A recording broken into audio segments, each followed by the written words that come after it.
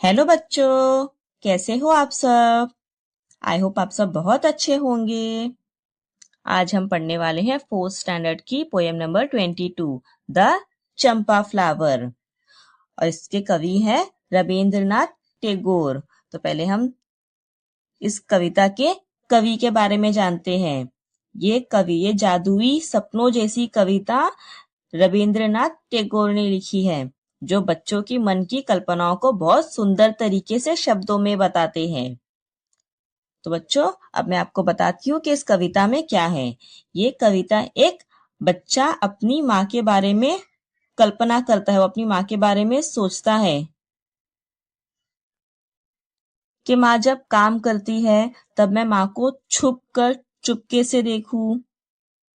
वो कल्पना करता है, क्या होगा अगर मैं चंपा का फूल बन जाऊं? क्या माँ मुझे पहचान पाएगी? क्या माँ मुझे ढूंढेगी? आज हम इस कविता को पढ़ेंगे भी और बहुत आसान हिंदी में समझेंगे भी। और बीच बीच में मैं आपसे कुछ मजेदार सवाल भी पूछूंगी, ताकि आप पूरी कविता का आनंद ले सके। तो चलिए शुरू करते हैं। Supposing I became a champa flower just for fun and grew on a branch high up that tree. बच्चा मजे मजे में सोचता है कि अगर मैं एक चंपा का फूल बन जाऊं और पेड़ की सबसे ऊंची टहनी पर उगूं तो कैसा लगेगा। तो बच्चों, आप भी बताओ, अगर आप फूल बन जाओ तो कैसा लगेगा? आपको कैसा लगेगा अगर आप फूल बन जाओगे? तो मुझे कमेंट में जरूर बताना।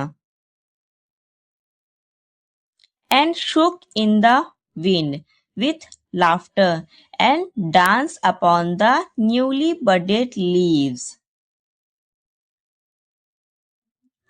हवा चले तो मैं हंसते हुए हिलूंगा, नई नई पत्तियों पर नाचूंगा, मानो मजा ही मजा है। Would you know me, mother? बच्चा माँ से पूछता है, माँ क्या तुम मुझे पहचान पाओगी जब मैं फूल बन जाऊंगा? You would call baby, where are you? And I should laugh to myself and keep quiet. माँ इधर उधर मुझे ढूंढेगी, बेटा कहाँ हो? लेकिन मैं फूल बनकर बस चुपचाप मुस्कुराऊंगा। I should silently open my petals and watch you at your work. तो बच्चों, यहाँ पर कवि क्या कह रहे हैं?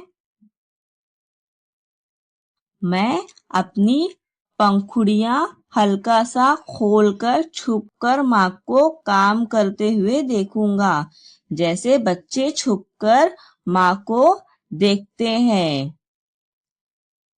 तो क्या आपने भी कभी अपनी माँ को पीछे से छुपकर शरारत की है? माँ को पीछे से छुपकर देखा है?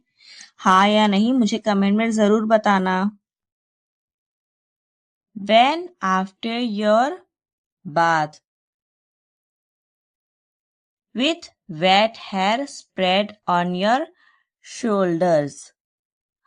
माँ नहाकर आती है, उनके बाल गीले होते हैं, कंधों पर फैले होते हैं। You walk through the shadow of the champa tree.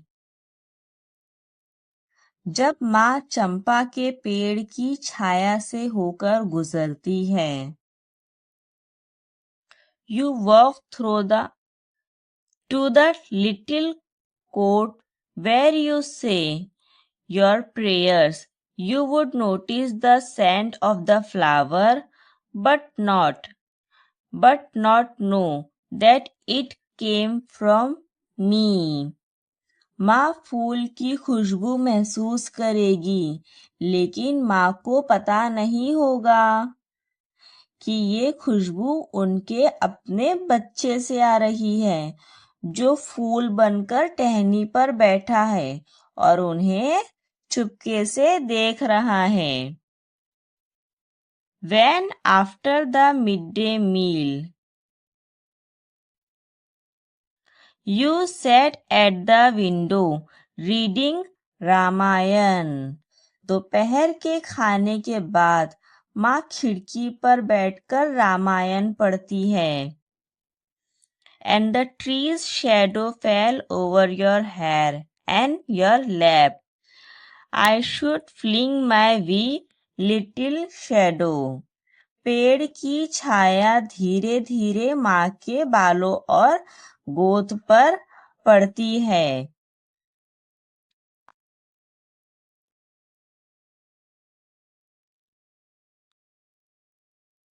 I should fling my wee little shadow on the page of your book, just where you were reading.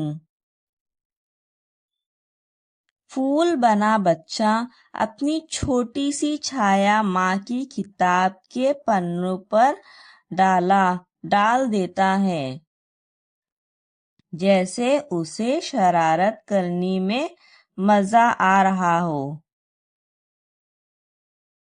But would you guess that it was the tiny shadow of your little child? फिर बच्चा पूछता है, क्या माँ समझ पाएगी कि ये परछाई उसके अपने बच्चे की है? तो क्या आपकी मम्मी भी आपकी छोटी छोटी शरारतों को पहचान लेती है? आप ये मुझे कमेंट में जरूर बताना। When in the evening you went to the cowshed with the lighted lamp in your hand. शाम को माँ दीपक लेकर गाय के बाड़े में जाती है। चारों ओर हल्की रोशनी होती है, बिल्कुल सुकून वाला माहौल होता है। I should suddenly drop on to the earth again and be your own baby once more and beg you tell me a story. अब बच्चा कहता है, मैं अचानक फूल से वापस बच्चा बन जाऊं और अपनी माँ के पास दौड़कर पहुंच जाऊं। Where have you been, you naughty child? I won't tell you, mother. माँ प्यार से पूछेगी, कहाँ थे तुम शरारती बच्चे? और बच्चा हंसकर बोलेगा, मैं नहीं बताऊंगा। That's what you and I would say then. कवि कहते हैं कि ये माँ और बच्चे की मीठी सी बातचीत है जो हमेशा ऐसी ही चलती रहती है। तो बच्चों, ये बहुत ही प्यारी कविता चंपा फ्लावर, इसमें एक बच्चा अपनी माँ के साथ खेल खेल में एक फूल बनने की कल्पना करता है। अगर आपको ये कविता पसंद आई हो तो लाइक जरूर करें और अपने दोस्तों के साथ शेयर करें और चैनल को सब्सक्राइब भी कर दें। नेक्स्ट वीडियो में मिलेंगे एक और मजेदार पोएम के साथ। ओके बच्चों, बाय।